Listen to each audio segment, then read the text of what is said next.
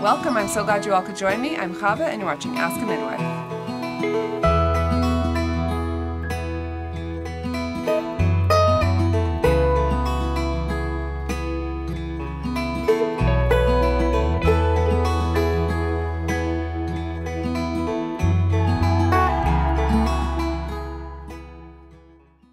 Hello everyone, this is Chavah and I'm a midwife and a doula.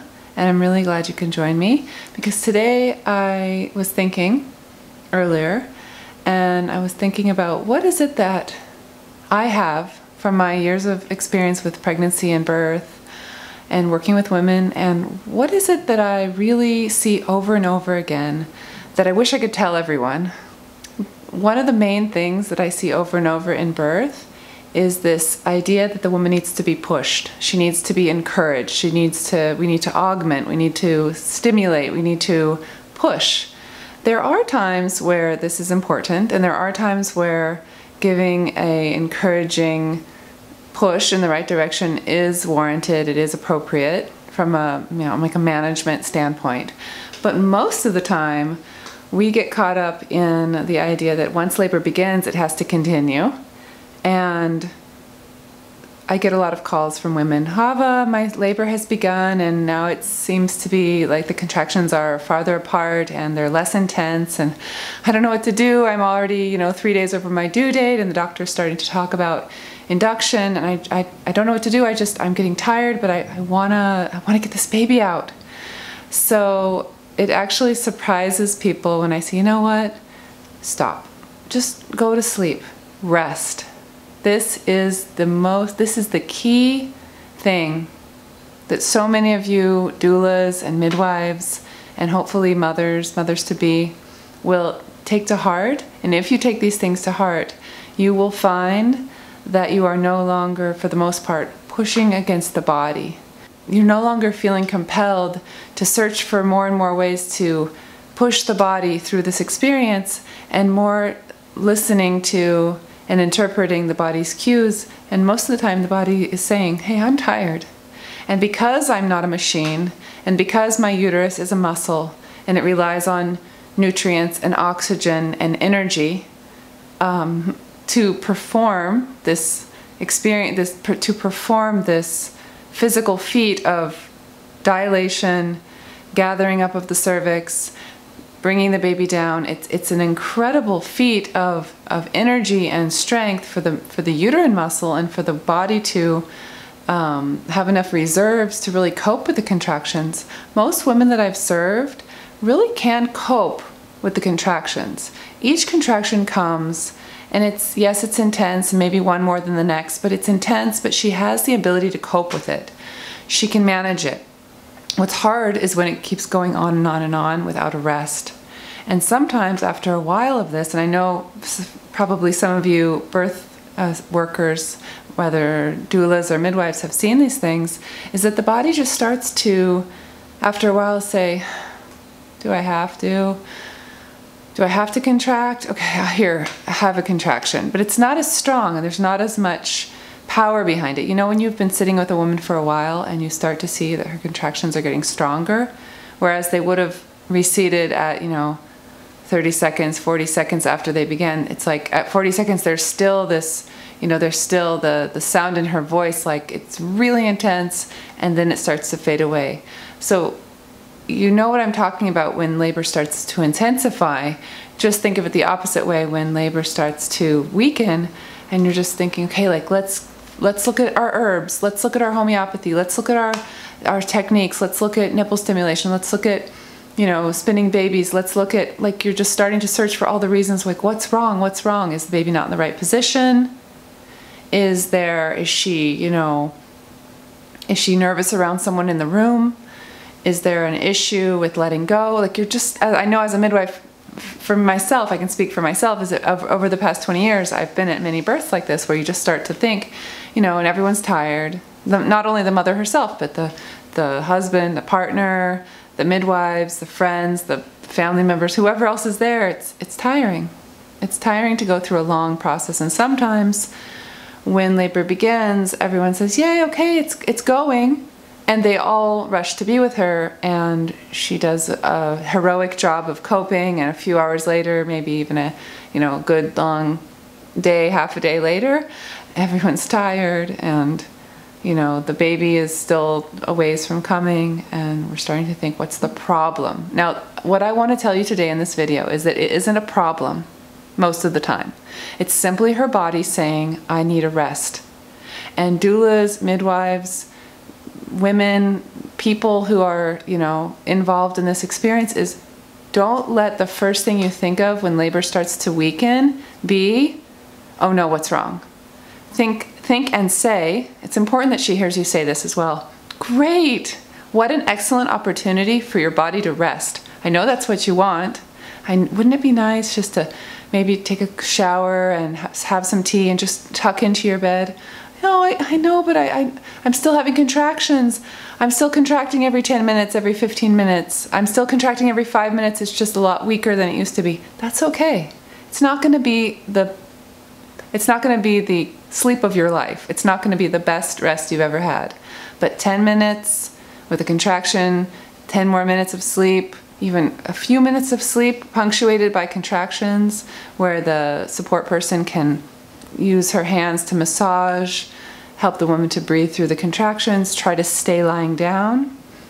You might even find that the contractions lengthen out a little bit, like space out, is what I mean, to allow the woman to really sleep. And I've found in so many different birth experiences, so many different birth situations where the woman has, I had a few women that I'm thinking of now, they were already at almost complete dilation.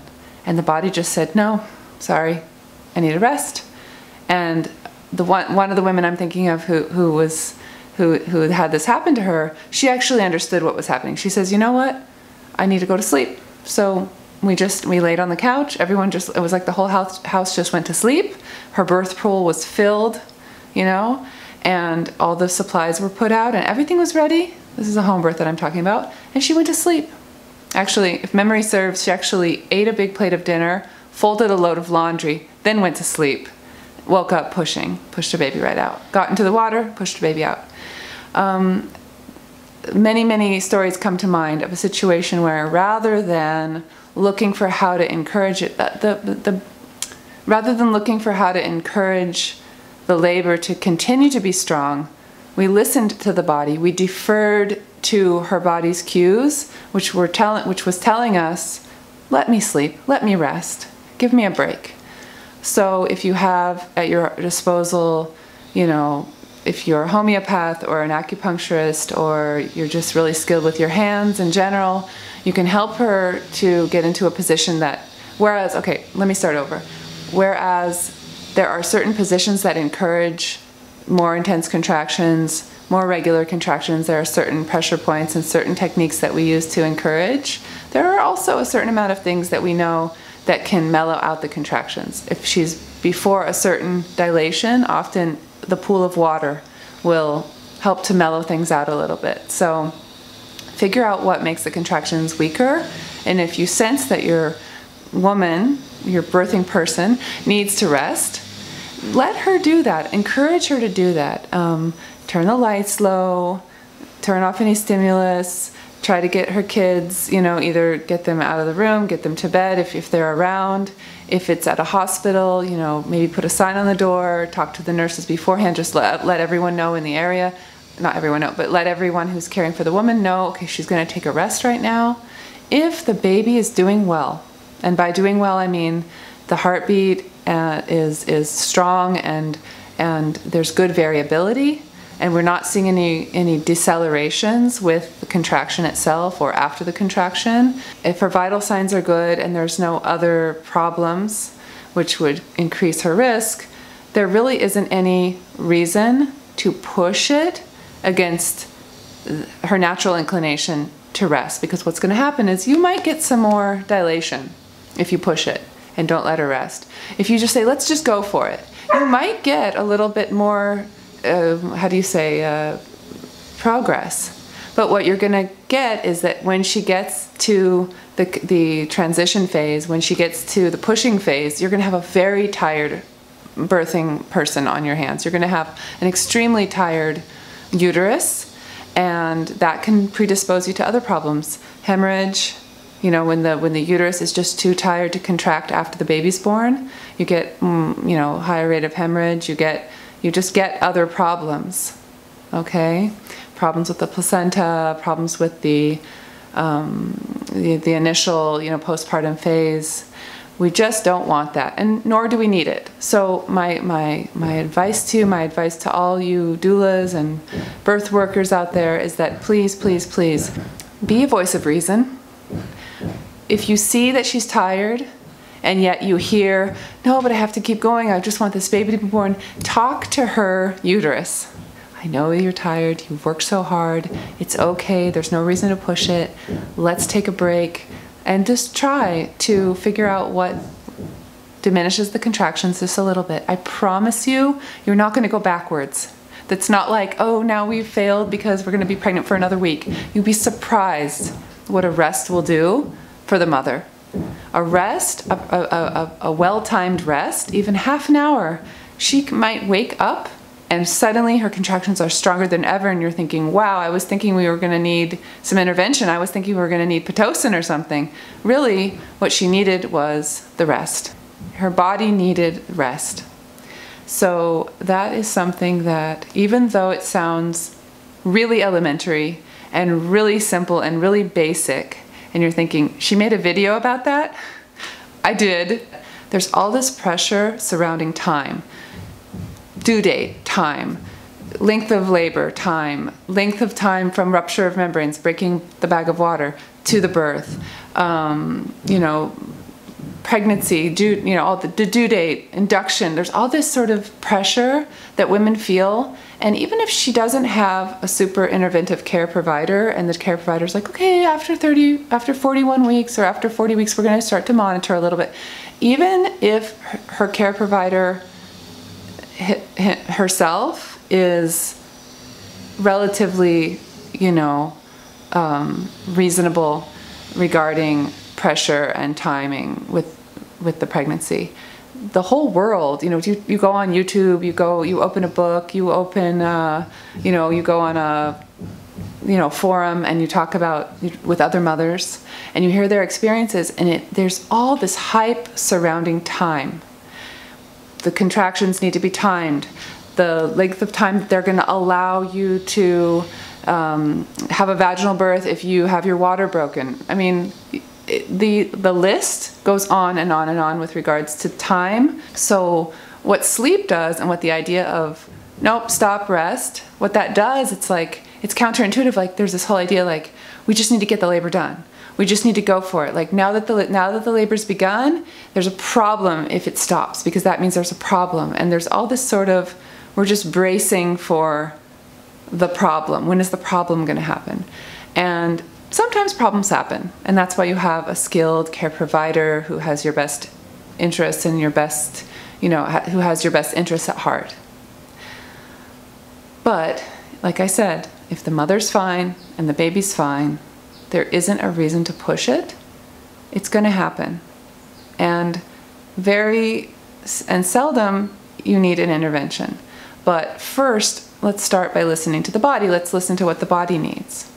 So I think you're going to find, if you are open to this intervention of resting the woman, of helping, of encouraging her to be open to a rest. Sometimes there's so much adrenaline. There's so much stimulation with, you know, women who go into the hospital. I'm a home birth midwife as well as a hospital birth doula, so I really have both sides of I have both perspectives, and I don't agree or disagree with either one. I really support a choice. I support the woman I support the family having a choice. But when she's in the hospital, a lot of times what happens is, rather than being able to really go within and to feel safe and to feel safe with the idea of letting go and letting labor, the process just flow, which is really what labor is about like letting go, and I can talk more about that in another video. I have lots of thoughts on that as well. But what's happening is she's in the hospital, so she's around people she doesn't know. She has, her guard up, even if she knows intellectually, like I need to trust, I need to have, faith in the process or whatever. She's got this sort of maybe even subconscious wariness about her. She got her guard up. She's listening. She's watching. She's paying attention. She's trying to let go, but there's lots of chaos. Not chaos. There's lots of distraction. There's things going on. People who may be coming in the room, asking her questions, and so it is very hard to let go. Home is different. There's also reasons that home may be harder to let go. If she's in early labor and she gets tired, she's not yet advanced enough in labor to really call the babysitter or send out the children or, bring grandma over so she can watch the kids in the other room.